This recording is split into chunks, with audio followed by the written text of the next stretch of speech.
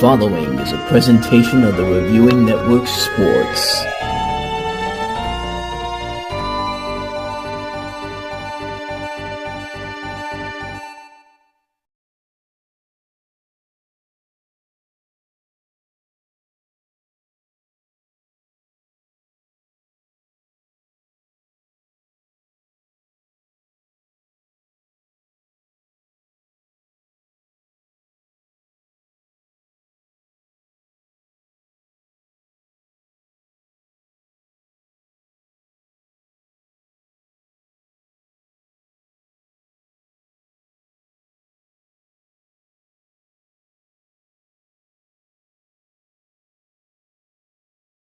So the 2025 offseason ended up pretty much being like the 2024 offseason.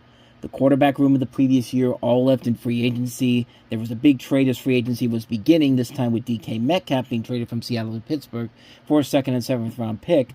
But now there was a new wrinkle being added. The team was now offensively being torn up piece by piece, with Najee Harris going to the Los Angeles Chargers in free agency, and George Pickens, the guy who was supposed to be their number one receiver, being traded away to Dallas. Because trading away a piece that was supposed to be the future of your offense didn't hurt them last year when they traded Kenny Pickett to the Eagles, and, too soon?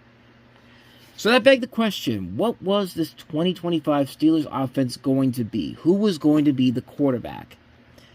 Well, there seemed to be one logistical answer in Aaron Rodgers, who, just like Russell Wilson the year before, was getting out of a bad rut with his second franchise, this time with the New York Jets, and came to the Steelers late in the game to be the starting quarterback for the season. Add in a return to Mason Rudolph along with a rejuvenated offensive roster, and the Steelers were still pretending like they were a few players away from contending for a Super Bowl, when in reality they weren't. The 2025 draft class for the Steelers included Derek Harmon, Caleb Johnson, Jack Sawyer, Yaya Black, Will Howard, Carson Bruner, and Dante Kent. Week 1 began with a New York Jets reunion not just for Aaron Rodgers, but Brandon Echols and Chuck Clark as well.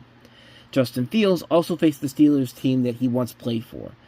On one hand, the Jets could not stop Rodgers' Steelers debut, as he threw for 244 yards, 4 touchdowns, no interceptions, and completed 73.3% of his passes to go with his 136.7 passer rating. But on the other hand, the defense could not stop the Jets' rushing attack, as they gave up 182 rushing yards and 3 rushing touchdowns. Rodgers became the first Steelers player to throw 4 touchdowns in a game since Ben Roethlisberger did so on January 3rd, 2021. Their next game was a home bout with the Seattle Seahawks. The game was Cody White's return to Pittsburgh, having played for the Steelers from 2021 to 2022, and it was also DK Metcalf's first game against his former team. After a win on the road against the Jets, the Steelers lost 31-17 to the Seattle Seahawks for their first loss to them since 2019. However, Caleb Johnson gave the Seahawks free points in the fourth quarter when he touched the ball and let the Seahawks pick it up in the end zone. Surely that will be the last time the Seahawks will be anything noteworthy in 2025. Oh, this hurts. Bad memories all around the board here. So after a tough loss at home against the Seahawks, the Steelers traveled once again, this time to Foxborough, to face the New England Patriots. The Steelers began to heat up in the first half, going up 14-0 with a Kenneth Gainwell touchdown run, and Aaron Rodgers threw a score to DK Metcalf. The Patriots then began to pick up steam with Drake May throwing 2 scores to Hunter Henry, tying the game at 14. The Steelers ended the game when Aaron Rodgers threw a go-ahead touchdown to Calvin Austin III in the game's final minutes. The Steelers' defense also forced 5 turnovers, with Brandon Echols ending the first half with an interception and 4 fumbles in the same game. Aaron Rodgers improved on his performance from the previous game by throwing 139 yards, 2 touchdowns, 1 interception, and completing 69.6% of his passes and with a 96.1 passer rating. With their first win over the Patriots since 2018, the Steelers improved to 2-1. It was their first win in New England since the Super Bowl 43 winning 2008 season. It was also their first victory against the Patriots after the Brady-Belichick era. And surely it will be the last time you hear about the New England Patriots. I mean, it's not like they're going to have the easiest schedule possible and just sleepwalk their way to the Super Bowl and all that. And I've got to stop bringing up these bad memories, man, because this is pitiful. After a close contested win against the Patriots, the Steelers traveled to Croke Park, Dublin, Ireland for a home game against the Carson Wentz-led Minnesota Vikings. It was the first NFL game to be played in Ireland. After the Steelers' first drive ended in a punt, the Vikings drew first blood with a 41-yard field goal from Will Reichard. The Steelers then took the lead back with a 9-play, 71-yard touchdown that ended in Kenneth Gainwell getting the score, going up 7-3 in the first quarter. And it would keep the Vikings from scoring in the next two drives. The Steelers then pushed their lead up to 14-3 with an 80-yard touchdown pass from Rodgers to Metcalf in the span of one play. Towards the end of the first half, a 30-yard field goal attempt for the Steelers was a failure as Isaiah Rodgers blocked it, and then Will Reichert boosted a 28-yard field goal to trim Minnesota's deficit to 14-6, which would be the score at halftime. To start the third quarter, both the Vikings and Steelers traded 3-and-outs. Carson Wentz then threw an interception to T.J. Watt, which the Steelers used as a springboard to go up 24-6. With Kenneth Gainwell finding the end zone for a second time, and Chris Boswell booted a 33-yard field goal. But then the Vikings began to heat up as they scored a touchdown on their next two possessions and came up with a goal line stand. But the game ended for good when Deshaun Elliott defended the Carson Wentz pass intended for Jordan Addison with 14 seconds to go in the Vikings' 32-yard line. It made the final score 24-21 in favor of the Steelers. The Steelers improved to 3-1 with the victory. Aaron Rodgers went 18 for 22 with 200 yards and a touchdown and posted a passer rating of 119.7. It was the second game with a three-digit passer rating in 4 weeks. The Steelers scored 96 points through the first 4 games, their most since their 118 points they scored in the first 4 games of 2020. After a closely contested win against the Vikings, the Steelers went back to Acrisure Stadium for their obligatory annual home game against the Browns. In a 23-9 win, the Steelers' defense held Browns rookie quarterback Dillon Gabriel down as he threw for 221 yards, a 55.8 completion percentage, a 66.3 passer rating, and the Browns failed to score a single touchdown. The Steelers' defense also sacked Gabriel 6 times for 38 yards. Aaron Rodgers posted a triple-digit passer rating, 115.3, for the second consecutive week, going 21 for 30 with 235 yards, 2 scores, and no picks. With the win, the Steelers improved to 4-1 and extended their winning streak to 3 games, and the regular season winning streak against the Browns at home to 22 games. And then came the Thursday night matchup with the Cincinnati Bengals, or as I'd like to call it, Amazon giving an Ohio NFL team the chance to have the biggest blowjob against the Steelers ever. I mean, seriously, if you've ever watched the Amazon Thursday night football game, they love scheduling Cleveland games and Cincinnati games is against the Steelers because it's the only audience that both of these that the Cincinnati Bengals and the Cleveland Browns are going to get, where the company that's putting it out there is literally giving them the biggest blowjobs ever because it literally feels like the Steelers are a non-factor whenever they play these games. Case in point with what just happened in this game here. The Steelers blew a 10-0 lead in the second quarter and lost to Joe Flacco and the Cincinnati Bengals 33-31 on a 36-yard field goal by Evan McPherson and an incomplete Hail Mary from Aaron Rodgers. The Steelers fell to 4-2. They once again failed to beat an AFC North team on a Thursday, not having done so since they beat the Browns 14-3 at home on Thursday, December 8th, 2011. 14 years ago. The very same 14 years ago where it all came tumbling down, but that's for another time. Aaron Rodgers posted a triple-digit passer rating 103.7 for the third consecutive week by throwing 249 yards, 4 touchdowns, 2 interceptions, and completing 67.6% of his passes. Aaron Rodgers then faced his former team, the Green Bay Packers, for the first time since he was traded in 2023. Rodgers and the Steelers were unable to keep pace with Packers quarterback Jordan Love, who had spent 3 seasons as Rodgers' backup in Green Bay. Love passed for 360 yards and 3 touchdowns as the Steelers lost at home. The loss ended the Steelers' 6-game home winning streak against the Packers and marked the first home loss to them since the 1970 season. The loss also prevented Rodgers from becoming the 5th quarterback in NFL history to defeat all 32 teams. Despite Aaron Rodgers posting a triple-digit passer rating for the 4th consecutive week, 101.5, 219 yards, 2 scores, 66.7% completion percentage, he could not succeed at helping the Steelers win. The Steelers' defense, the highest-paid unit in the NFL, rebounded after several subpar performances by forcing 6 turnovers and sacking Indianapolis Colts quarterback Daniel Jones 5 times in their next game. The Steelers limited the league's top-ranked offense to 20 points and held running back Jonathan Taylor to a season-low 45 yards on 14 carries. With the win, Pittsburgh improved to 5-3 and extended its home winning streak against the Colts to 5 games, having not lost to them at home since their Super Bowl 43 winning 2008 season. Which was then followed by another terrible game on Sunday Night Football, this time in Los Angeles, not but 4 years after their last bad game. It was a bad loss in Los Angeles. The defense played good, but nevertheless, the offense looked terrible. The Steelers fell to 5-4, and they once again failed to beat the Chargers on the road, not having done so since 2009. Aaron Rodgers had an extremely poor performance by throwing 161 yards, 1 touchdown, 2 interceptions, and completed just 51.6% of his passes to go with his 50.6 passer rating.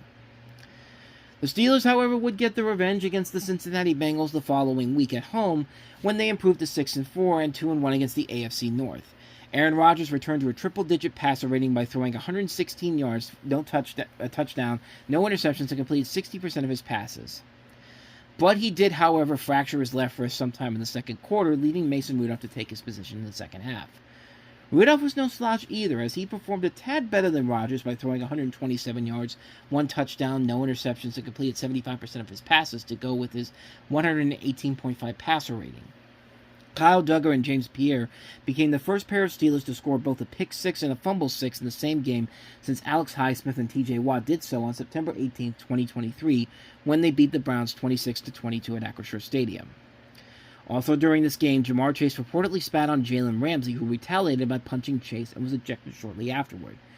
Chase denied spitting on Ramsey after the game and was suspended for 1 game the following day when the evidence clearly showed that, yeah, he fucking spit on him.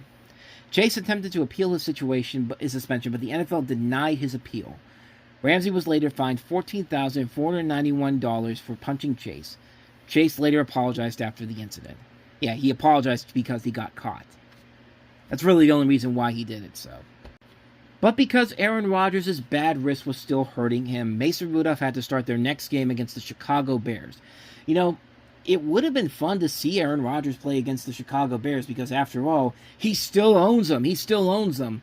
Well, let's just say that the Steelers got owned by Caleb Williams in this game because, yep, once again, the Chicago Bears are like the Philadelphia Eagles. They are just a team that the Steelers can never beat was when they go on the road. It's just something about Chicago and Philadelphia. I don't know what it is.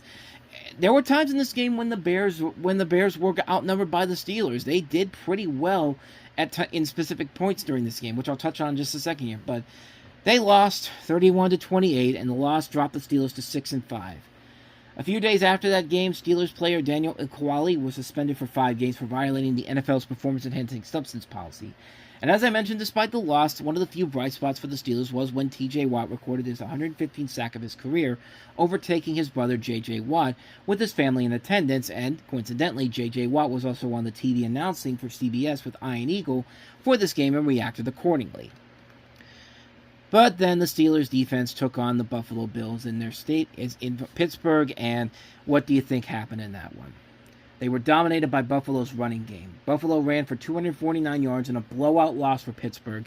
The 249 rushing yards are the most ever allowed by an opponent at Acrisure Stadium and marked the Steelers' worst defensive performance against the run since the 1975 season. The 26-7 blowout was bad enough, but it was what happened during that game that would define the rest of the season for the Steelers.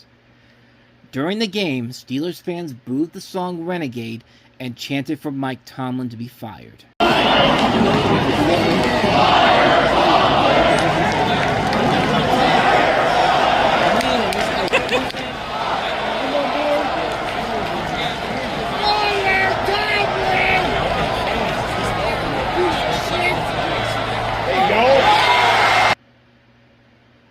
Think about that for a second. This is his 19th season, and never in the time that Mike Tomlin was the head coach of the Steelers, never was there a time where you had that many people screaming at the top of their lungs for the Steelers to fire this guy.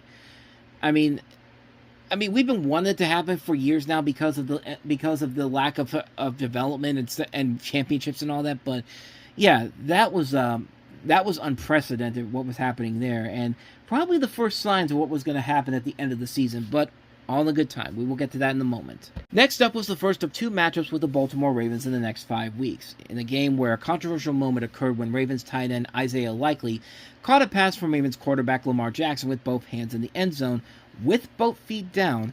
As he was about to take another step with his right foot, Joey Porter Jr. knocked the ball free. The play was initially ruled a touchdown, but was later overturned as an incomplete pass. Which I have to admit, Yeah, that should have been a touchdown, man.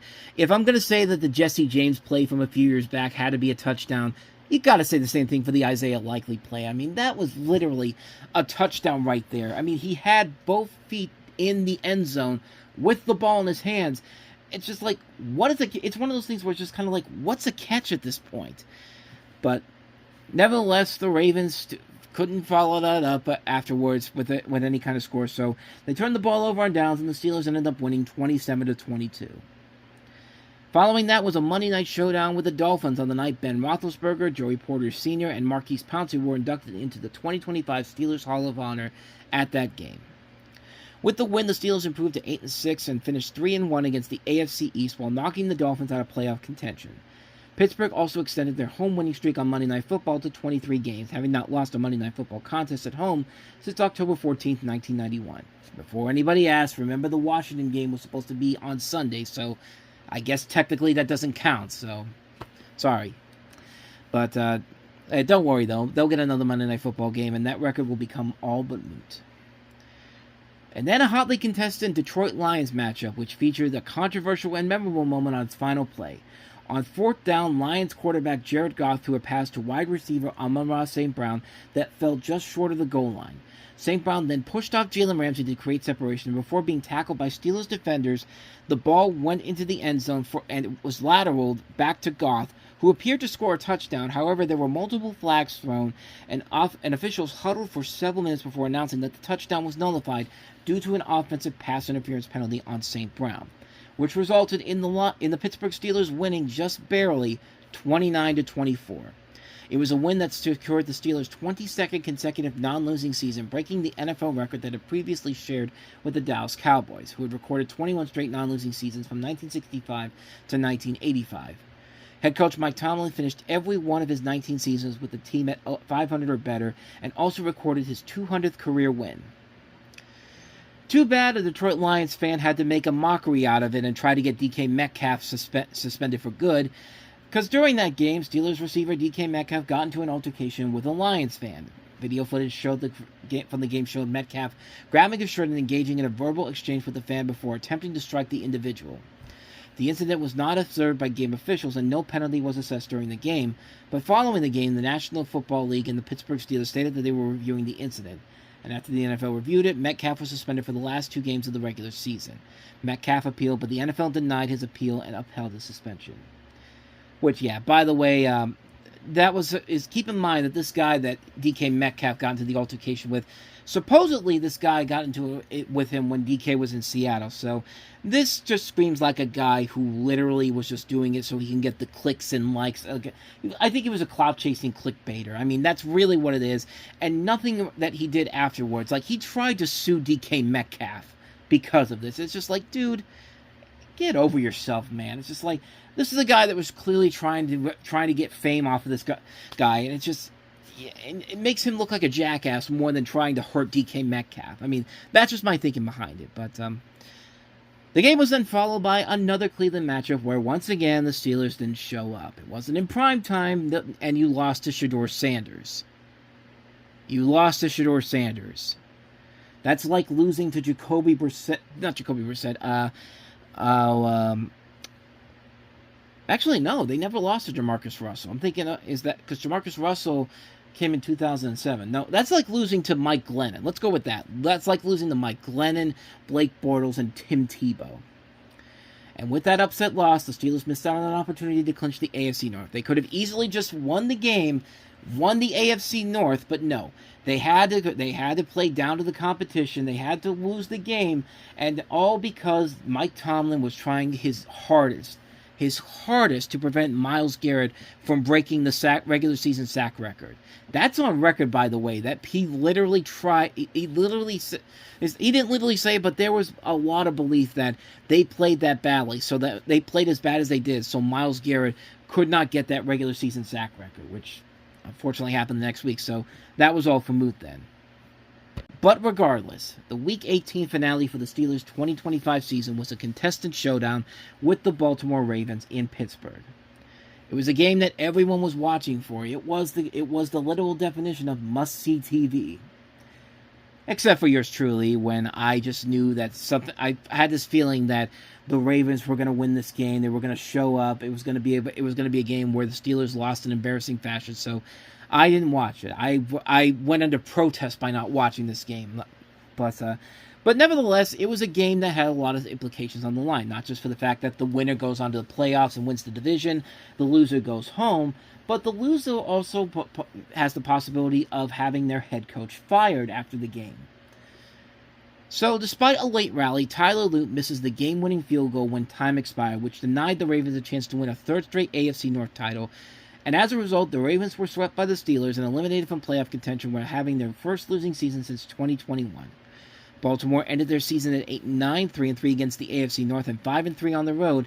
And 2 days after the loss, head coach John Harbaugh was fired after 18 years. So with the win, the Steelers swept the Ravens for the first time since 2023 and clinched the AFC North for the first time since 2020, and the number 4 seed. Pittsburgh finished the season at 10-7, 4-2 against the AFC North, and 6-3 at home. Once again, the Steelers were in another wild card showdown, but this time it was different. They had the home field advantage against the Houston Texans team with a lot of question marks on a Monday night, where the Steelers have never lost at home on a Monday night. So what the fuck did you think was going to happen next? Well, at first, there was some hope. The Steelers did hold on to a lead early in the game, but then what we expected to happen happened. The Steelers were unable to move the ball effectively as the Texans' defense capitalized on a powerful performance, clamping the Steelers' offense to 175 total yards, 112 passing, 63 rushing, as well as just 2 field goals before shutting them out in the second half. After 3 quarters of a defensive game in the fourth quarter, the Texans scored 2 defensive touchdowns, one from Rodgers fumbling the ball that was recovered by defensive tackle Sheldon Rankins and returned for 33 yards, while the other was a pick six to safety Kalen Bullock, returned for 51 yards. With their first home loss to Houston since 2002, remember that game was the Houston game where the Texans were just an up-and-coming team. It was another game that the Steelers were set to beat them in, and the offense, the team just looked bad, and the teams looked bad in that game, especially the Houston Texans, and yet somehow, some way, they still won that game. Here's how bad it was for the Texans. They had only 47 yards of offense in that game, while the Steelers had 422 yards, but the defense forced 5 turnovers and scored 3 touchdowns because of that. Tommy Maddox threw 2 interceptions, both of which were returned for touchdowns by Aaron Glenn. Maddox also lost a fumble that was recovered by Kenny Wright for a touchdown. Which, come to think of it, it was almost kind of like this game, except there was only 2 defensive touchdowns, but it doesn't really matter at this point. The Steelers secured their 7th postseason loss since 2016. 7 postseason losses in 10 years. And a town that was literally screaming to get Tomlin out of there for good.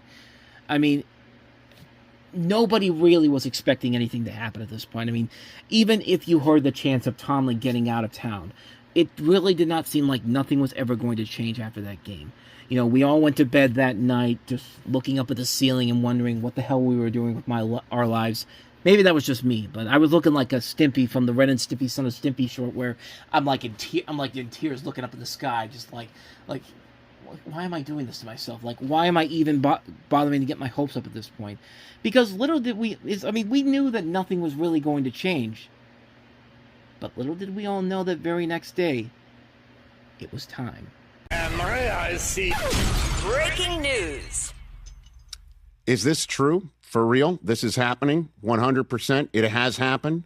End of story? It's over? Ladies and gentlemen, Coach Tomlin, a man who had coached the Pittsburgh Steelers for 19 seasons, who led them with great success, never had a losing season as the head coach of the Pittsburgh Steelers, informed his team at a team meeting at 2 p.m. Eastern today that he'll be stepping down as the Steelers head coach. Yeah, Adam Schefter is reporting Mike Tomlin, after 19 seasons with the Steelers, stepping down, informed his team that he is leaving as head coach of the Pittsburgh Steelers. Wow. Okay.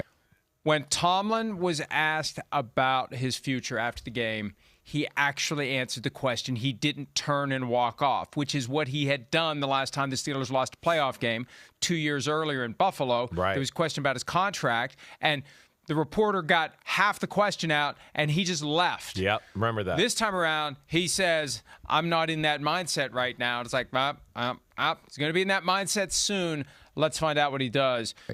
So, two things here. You know how I feel about Mike Tomlin.